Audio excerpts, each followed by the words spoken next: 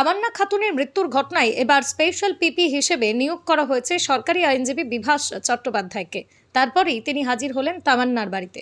সেখানে গিয়ে তিনি তামান্নার মায়ের সাথে কথা বলেন, এলাকাও ঘুরে দেখেন তিনি।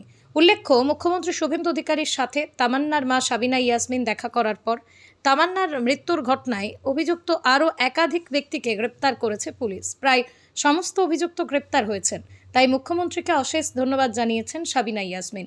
একই সাথে তামান্নার মৃত্যুর পর থেকে তাদের পাশে থাকা বাম নেতাকর্মী থেকে শুরু করে সংবাদ মাধ্যমের কর্মী সহ যারা যারা তাঁদের পরিবারের পাশে ছিলেন তাদের সকলকে অশেষ ধন্যবাদ জানিয়েছেন সাবিনা ইয়াসমিন। কথা বলতে আমি এতে খুশি। আমি চেয়েছিলাম যে এই পিপি আসুক, আমার মেয়ের কেসটা ইনার হাতে যাক, তো তার জন্য আমি খুশি। মুখ্যমন্ত্রীকে দেখা করার পরেই এই গ্রেপ্তার শুরু হলো, কি বলবেন? আমি প্রথমে বলবো যে মুখ্যমন্ত্রীকে অসংখ্য ধন্যবাদ। উনি আমাকে সময় দিয়েছে, আমার কথা শুনে প্রত্যেকটা ক্রিমিনালকে অ্যারেস্ট করছে। আমি যে পিপি চেয়েছি সেই পিপি দিয়েছে। অসংখ্য ধন্যবাদ জানাতে চাই মুস্তাফিজুর রহমান রানাকে, মীনাক্ষী দিকে। ওনারা আমাকে ওখানে সিএম এর কাছে নিয়ে গেছেন। অসংখ্য ধন্যবাদ জানাতে চাই প্রত্যেকটা মিডিয়া সাংবাদিক ভাইদেরকে, যারা আজ থেকে 1 বছর আগে থেকে আমার সঙ্গে আছে এবং সহযোগিতা করছে। এই জঙ্গে গ্রেপ্তার করা হলো। নতুন করে কি আর কারো নাম চাইছেন? ওটা তদন্তই দেখা যাবে, এখন আপাতত বলা যাচ্ছে না। নতুন সরকার আসার পর বাদ বাকিদের ধরা হলো, এর আগেও তো আপনি বিভিন্ন দৌড়ে গিয়েছেন, এই ব্যাপারে কি বলবেন? হ্যাঁ, আমি 1 বছর থেকে দাঁড়ে দাঁড়ে ঘুরেছি, রাস্তায় রাস্তায় ঘুরেছি বিচারের জন্য। তো টিএমসি সরকার কোনোদিনই চায়নি যে ক্রিমিনালদেরকে ধরা হোক, তাদের বিচার শাস্তি হোক। তো সে টিএমসি সরকার কোনোদিন চায়নি, তাই হয়নি।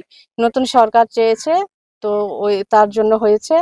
এবং এটা ভেবে আমি অত্যন্ত খুশি যে আর কোনো তামান্নাকে মোলান্দি থেকে হারাতে হবে না। আর একজন বাকি আছে, সেই একজনের নাম কি? তার নাম হচ্ছে গাজলুর রহমান ওরফে হাবু। তো আশা করছি প্রশাসন ওনাকেও তুলে নেবে।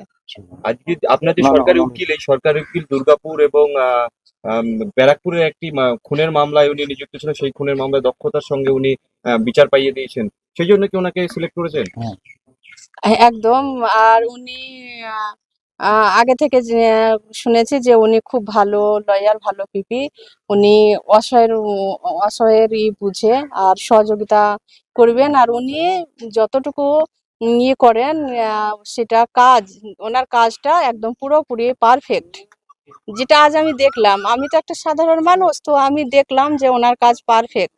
উনি করবেন তো সেটা করেই ছাড়বেন, আর শাস্তি দেবেন সেটা দেখলাম। যারা অ্যারেস্ট হয়েছে তাদের বাইরে কি তৃণমূল নেতারা কেউ জড়িত আছে বা তারাও মদত আছে বলে মনে করছেন? আছে। কাদের মদত আছে? নামটা বলা যাবে আছে, তো সেটা বলা যাবে না। দিদি, এরপরে যেগুলোকে ধরেছে তাদের কি শাস্তি চাইছেন? আমি তাদের কঠোর থেকে কঠোর শাস্তি চাইছি। আমি এমন শাস্তি চাইছি সারা